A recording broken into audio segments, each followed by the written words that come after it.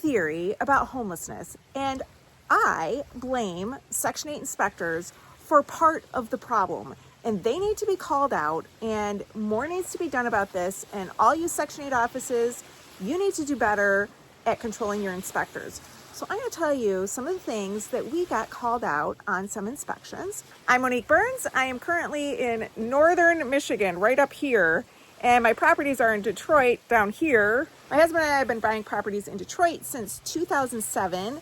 And Section 8 has been doing some changing since we started buying properties. We have our own buy and hold properties, but right now what we do is we buy houses that are distressed, we renovate them, and we sell them to investors. Watch to the end of this video, and I'm going to give you a tour of a house that we already sold. People always ask me, can you send me what you have for sale? Sometimes I have things for sale, so definitely ask me that. Here's my email. I can send you what I currently have for sale. I have 3 houses right now, actually. But I typically have them sold. The ones that we're renovating ourselves, I typically have them sold before we even buy the distressed property to renovate it. If that is something you are interested in and you want to get on my list to do a project like that with us, set up a time on Calendly and I'll tell you how it works. But the end product is between $85,000 and $90,000. So part of doing this project is that my husband has been preparing a few houses for Section 8 inspections. He was telling me about these things that he failed on some Section 8 inspections. And mind you, we've done hundreds, thousands, I don't know, since 2007. We had a property management company for a while. We've been through Section 8 inspections. We know what to expect to the degree that you can know what to expect, which is to not have expectations. But anyway, he said to me, here's 3 things that he failed recently. One was a clothesline. You know those metal poles in the backyard? I wish I had one because I would love to air out my bedspread using a clothesline, and I think it would be nice for tenants that don't have a dryer. Maybe a lot of times tenants don't have washers and dryers. Maybe they could save money and they could go to the laundromat and wash their clothes, and if they had a clothesline, they could dry them. And a lot of these old houses have the poles without the lines. This inspector said we have to remove the poles that are like built down into the ground with cement. Why? That is not a health and safety thing. And that same inspector said we had to get rid of the aesthetic light pole that used to be a gas light. You know how they have the gas light pole in front of a house, and it was pretty. Instead of street lights, they had the gas light in front of their house. Those poles are still there, and they're kind of like an aesthetic thing about making Detroit look kind of old-fashioned and cool. And there's no gas going to them. That's been cut off, like, I don't know how many decades ago. But this particular inspector said, no, I need you to dig that out and get rid of it.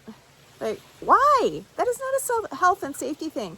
So then he was at another inspection, and this inspector walked through the whole house, and she's like, oh, it looks really good.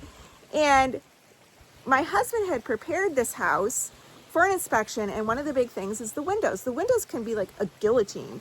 If they fall on someone's neck, I mean, so you have to make sure all the windows go up and down and they all have locks. We're talking a lot of windows. He had gone through, made sure all the windows were right. He did all the smoke detectors, all the health and safety things that Section 8 inspectors are supposed to call out. This inspector checked one window, didn't check any of the GFI plugs, probably because this inspector knew my husband and knew that they were going to be right. I mean, it could be that. Didn't check any of the smoke detectors, but then saw that the prior tenant on our brand new countertop had left cigarettes, and there were 2 little black cigarette burn marks. And she said, yeah, that's not going to pass. And I'm like, oh my gosh, you mean she wants us to replace the countertop because there's burn marks? What? And he said, no, the inspector didn't go that far, but did say to paint over them. So that's going to chip. And every inspection we're going to have to paint over it, or what? I mean, makes no sense. So my point is, Section 8 offices, are you looking at the stuff that they're failing? Because you should be focused on housing people. These people are waiting to move into a house. We are great landlords. We provide really high quality housing. Watch this video. You will see.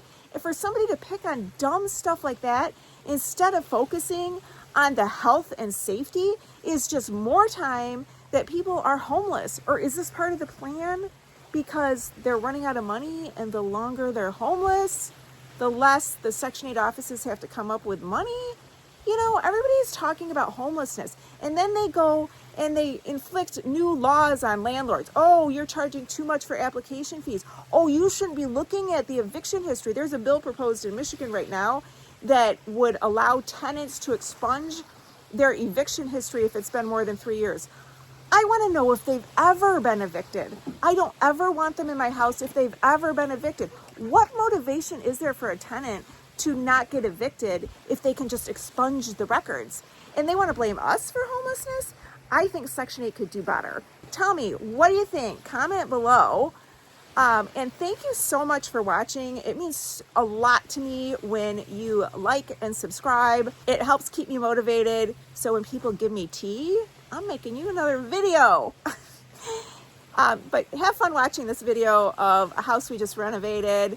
I love the color of the siding. We had to reside this one. That's not a thing we usually do, but this house was a big renovation. So check it out. All right, here we are at 20000 Pelkey. Wrap this one up except for carpet and furnace and water heater. Working on getting a tenant now. But this place is impressive. New roof, new windows, new trim, new siding, all new gutters.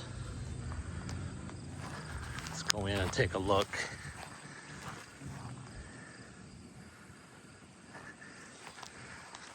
Here's the side of the house. Came out really nice. Gonna put up a new fence here too. We just got all the stumps taken out down the way there. And here's the back. Really came out nice.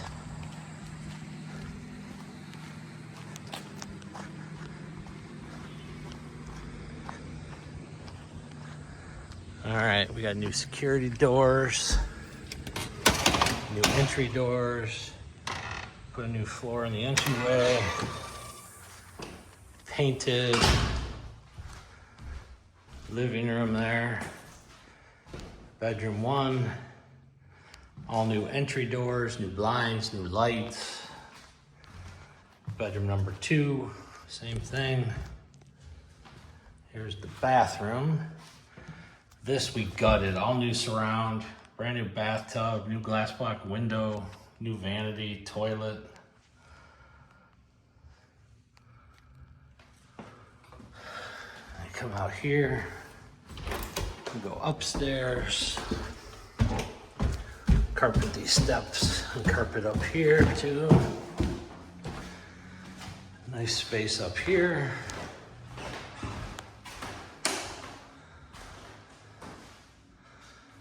Good sized room. A little higher ceilings than usual on the side here. It's nice.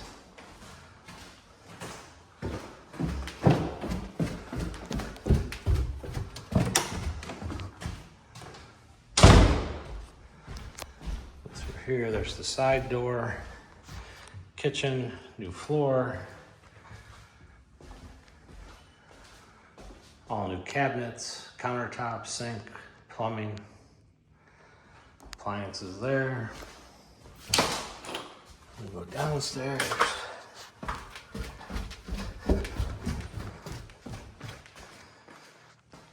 Nice big clean basement now.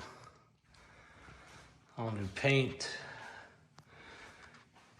Plumbing was all updated there. Furnace and water heater will go there obviously. Utility area, washer and dryer hookups. Glass block windows. Electrical was updated. And there we go. 20,000 Pelkey. Probably one of the